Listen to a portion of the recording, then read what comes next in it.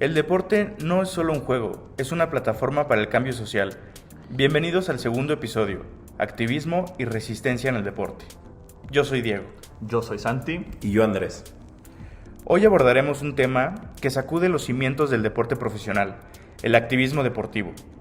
¿Qué sucede cuando los atletas usan su plataforma para alzar la voz? ¿Cuál es el precio de la resistencia en el deporte profesional? Y una pregunta fundamental, ¿existe realmente la libertad de expresión en el deporte? El activismo en el deporte no es nuevo. Pensemos en el saludo del Black Power de Tommy Smith y John Carlos en México 68. O también, por ejemplo, en Mohamed Ali negándose a ir a Vietnam. Es interesante cómo en estos momentos, que en su tiempo fueron extremadamente controversiales, ahora son celebrados como hitos en la lucha por los derechos civiles. Andrés, ¿qué nos dice esto sobre la evolución de la justicia social en el deporte? En efecto, Santiago, es una gran opinión. Aquí, en sí, vemos un patrón. Primero resistencia, luego represión y finalmente reconocimiento. Pero el costo personal para los atletas fue enorme. Un ejemplo perfecto es Muhammad Ali.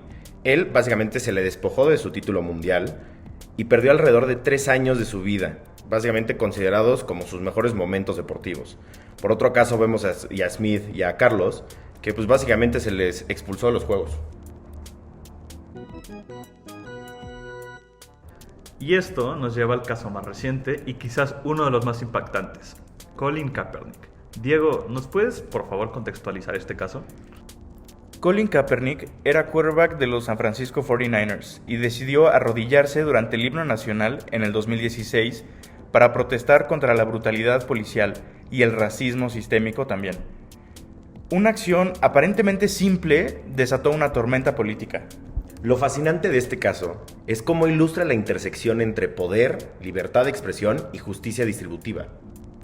Kaepernick era un quarterback que había llegado al Super Bowl. Estamos hablando que él estaba en su prime deportivo. Y de repente se encontró efectivamente expulsado de la NFL. Ningún equipo lo contrató después del 2016, a pesar de sus evidentes capacidades deportivas.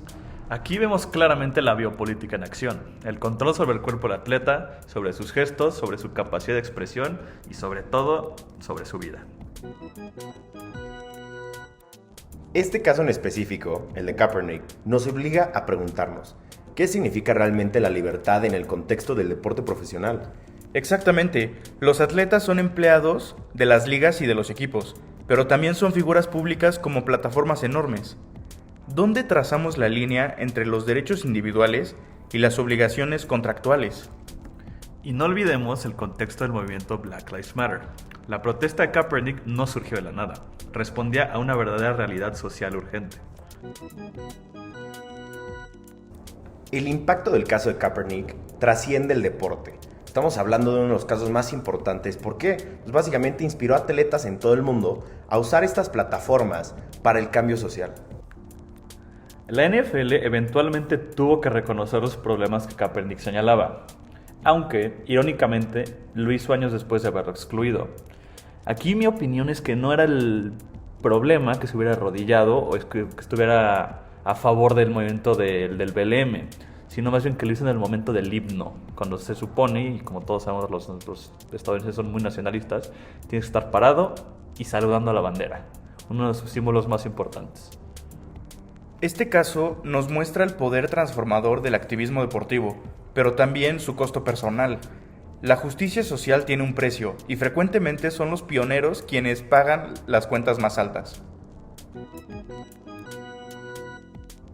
Ahora, para poder cerrar el episodio, el activismo deportivo nos recuerda que los atletas no son solamente entretenedores, son seres humanos con conciencia social y poder de influencia.